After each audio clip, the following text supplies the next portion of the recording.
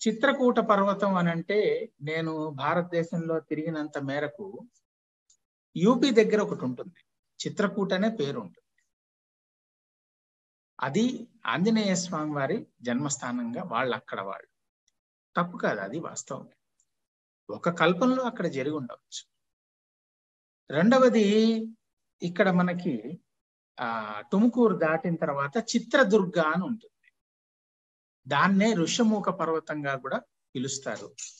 అక్కడ మనకి ఈనాటికి కూడా ఆనవాళ్ళు అనేవి చాలా క్లియర్ గా దొరుకుతాయి మనకి. ఆంజనేయ స్వామి అక్కడ జన్మించినట్టుగా అంజనాద్రి బెట్ట అని ఉంటుంది. బెట్ట అంటే ఏమీ లేదు, ఒక చిన్న కొండ పర్వతం. అక్కడ ఆంజనేయ స్వామి వారు జన్మించిన విధంగా కూడా చెప్తారు. ఇది కాకుండా తిరుమలలో కూడా అంజనాద్రి అని ఉంటుంది, అక్కడ కూడా ఆంజనేయ స్వామి వారు జన్మించారని చెప్తారు.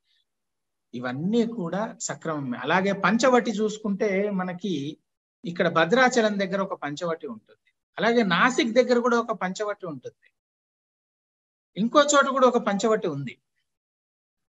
ఇలా ఏది అబద్ధం కాదు, అన్ని సత్యాలే.